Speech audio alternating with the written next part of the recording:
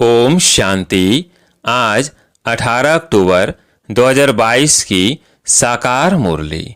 आज बाबा ने कहा, मीठे बच्चे कछुए मिसल सब कुछ समेटकर चुप बैठ सौदर्शन चक्र फिराओ। बाप जो सर्व संबंधों की शक्रीन है उसे याद करो तो तुम्हारे विकर्म विनाश हो जाएंगे। प्रश्न, ईश्वरीय कुल के बच्चों प्रति बाप की श्रीमत क्या है? उत्तर, तुम जब ईश्वर के बच्चे बने उनके सम्मुख बैठे हो तो प्यार से उसे याद करो, उनकी श्रीमत पर चलो। जितना उसे याद करेंगे उतना नशा रहेगा।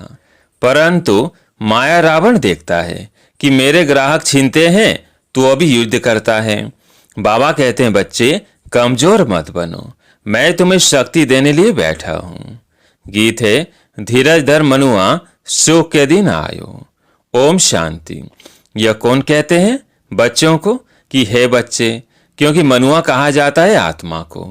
आत्मा में ही मन बुद्धि है, तो यह भी नाम रख दिया है। नाम तो बहुत चीजों के बहुत रखे हैं, जैसे परम पिता परमात्मा, बाबा। कोई फिर फादर कहते हैं तो बाबा है सबसे सिंपल।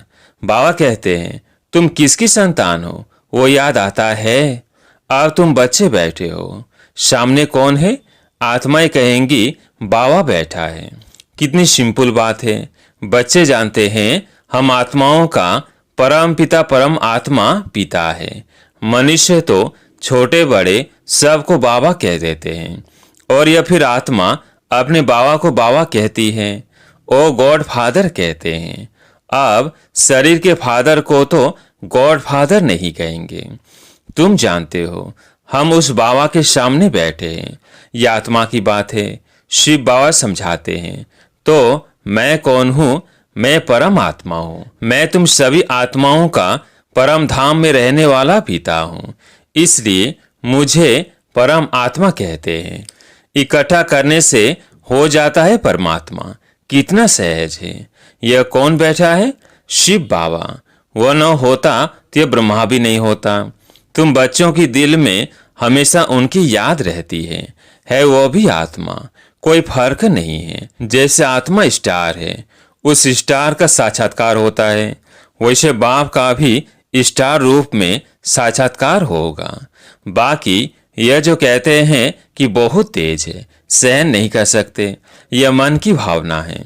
बाकी तो बाप यथार्थ करके समझाते हैं कि जैसे तुम आत्मा हो वैसे मैं भी आत्मा हूं। मुझे भी इस तन में, इस आत्मा के बाजू में भ्रिकुटी में बैठना है। तो वह बैठ समझाते हैं कि तुम आत्माओं में 84 जन्मों का पाठ भरा हुआ है, सो भी हर एक में अपना अपना पाठ है। कहते हैं आत्मा परमात्मा अलग रहे बहुकाल। अब परमात्मा अक्षर क्लियर है, उनको परमात्मा कहने से मूझ गए हैं। है तो आत्मा, परंतु सदा परम धाम में रहने वाली परम आत्मा है। ब्रह्मा को परम आत्मा नहीं कहेंगे। यह सब है जीव आत्माएं। इनमें कोई पाप आत्मा कोई पुण्यात्मा है। बाप कहते हैं, मुझे पाप व पुण्यात्मा नहीं कहा जाता है, मुझे परमात्मा ही कहा जाता है। मेरा भी पाठ है, एक बार आकर पति दुनिया को पावन बनाता हूँ। याद भी करते हैं कि पति तो पावन आओ, परंतु कोई समझते थोड़ी है कि हम पतित रावण संप्रदाय हैं। कहते हैं राम राज्य चाहिए, रावण को जलाते भी हैं, परंतु यह नहीं जानते कि हम ही रावण संप्रदाय हैं। जरूर पतित है तब तो बुलाते हैं। कृष्ण को तो नहीं बुलाते, उनको तो परम आत्मा नहीं कहते। हम सब का बाप जो परम धाम से आया है उसको ही परम आत्मा कहा जाता है। ईश्वर वह भगवान कहने से रोला पड़ जाता है। बाप इस जीव आत्मा द्वारा समझाते हैं। तुमको कहते हैं, बच्चे अशरीरी भव। तुम मेरे बच्चे थे जब तुमको भेजा था। स्वर्ग में शरीर धारण कर आए, चक्र लगाते लगाते अब तुमने 84 का चक्र पूरा किया। इस समय सब रावण की संतान है। रावण ने ही पतित बनाया है। अब तुम बने हो ईश्वरीय संतान। अब बाबा आया है, कहते हैं मेरा पाठ है आसुरी संप्रदाय को दैवी संप्रदाय बनाना। मैं भी ड्रामानुसार अपने टाइम पर आता हूँ। कल्प के संगम युग है, कलयुग है पतित, पुरानी तम प्रधान दुनिया। तब मैं आता हूँ सूर्यवंशी चंद्रवंशी कुल का राज्य स्थापन करने। न हो तो स्थापन करूं। फिर जब सूर्यवंशी चंद्रवंशी होंगे तो वैश्य शूद्रवंशी नहीं होंगे। अब तुम ईश्वरी संतान बने हो। दैवी संतान बनने के लिए तो बाप के साथ योग चाहिए, जिससे विकर्म विनाश हो। एवर हेल्दी एवर वेल्दी बनने के लिए स्वदर्शन चक्कर फिराना पड़े। बाबा को याद करना है, इसमें ही मेहनत है। यह चार्ट रखो कि कितना समय बाबा को याद करते हैं। जितना याद में रहेंगे तो अतिंद्रिय सुख की भाषणा आएगी। तब कहा जाता है अतिंद्रिय सुख पूछना हो तो गोपी वल्लभ के गोप गोपियों से पूछो। वल्लभ कहा जाता है बाप को। बाप का रूप भी बेटे जैसा ही होता है। वैसे आत्माओं का बाप भी आत्मा ही है, परंतु परम धाम में रहने वाला है। अगर वो बीज नीचे चक्र में चला आए तो झाड़ ऊपर चला जाए। जैसे वो झाड़ होता है, उनका बीज नीचे झाड़ ऊपर, परंतु ये उल्टा झाड़ है जिसका बीज रूप परम आत्मा परम धाम में निवास करते हैं। आत्माएं भी पाठ बजाने ऊपर से नीचे आती है, टाल टालियां निकलती जाती है। अब बाप कहते हैं तुमको रावण ने काला कर दिया है, अब तुमको गोरा बनना है।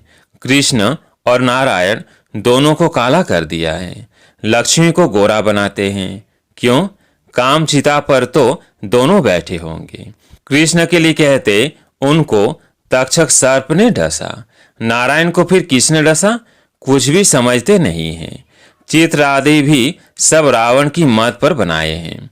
अब बाबा आया है सीमत देकर रावण से लिबरेट करने के लिए। मैं शव का सदगति दाता हूँ।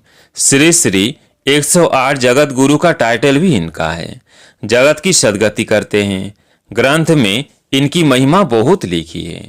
सदगुरु सच्चा पातशाह, सचखंड स्थापन करने वाला। बाबा को ये सब कंठ था, परंतु अर्थ का पता नहीं था। अपने को बहुत रिलीजियस माइंडेड समझते थे, परंतु थे रावण के कुल के।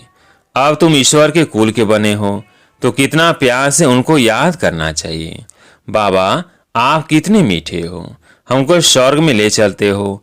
हेवनली गॉड फादर को जितना याद करेंगे तो नशा चढ़ेगा। आप किसके सामने बैठे हो?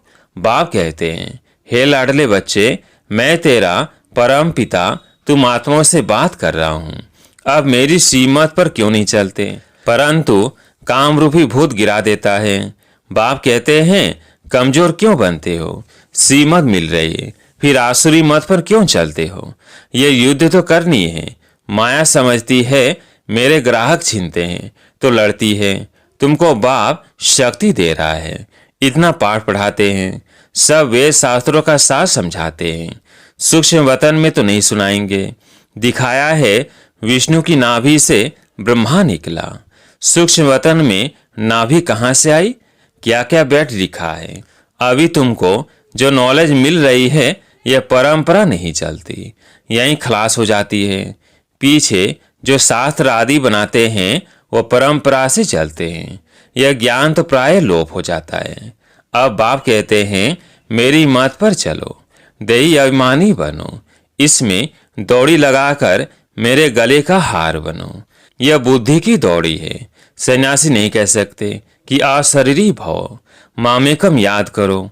परमात्मा सभी को कहते हैं क्योंकि सभी मेरी संतान है। शव को वापस ले जाने लिए आया हूँ, परंतु सम्मुख तो बच्चे सुनते हैं, सारी दुनिया नहीं सुनती। शिवरात्रि मनाते हैं, शिव का मंदिर भी है, जरूर आया है, परंतु शिव का इतना बड़ा चित्र नहीं है। वह तो स्टार है। अगर कहो तो कहेंगे कि क्या मंदिर में चित्र रॉन्ग है।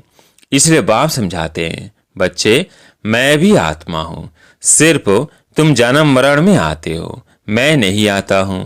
तब तो तुमको लिबरेट कर सकूं। मैं पतित पावन हूँ तो जरूर पति दुनिया में आना पड़े ना। अगर पतित पावन न कहे तो समझेंगे नई दुनिया बनाते हैं, प्रलय हो जाती है, फिर नई सृष्टि क्रिएट करते हैं। परंतु उनको पतित पावन कहा जाता है। तो इससे सिद्ध होता है कि सृष्टि तो नाती है, इसकी प्रलय नहीं होती है, सिर्फ पतित होती है।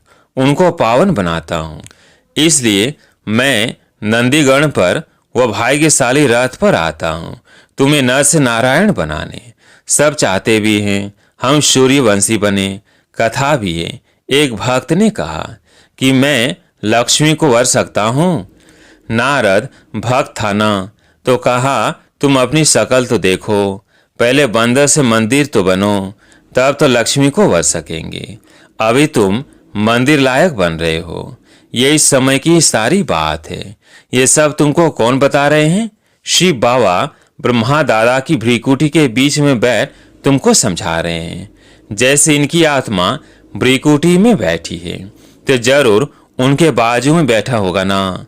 यह नॉलेजफुल बाप तुमको सारा राज आदि मध्य अंत का समझा रहे हैं, जिससे तुमको स्वदर्शन चक्र फिराना सहज हो।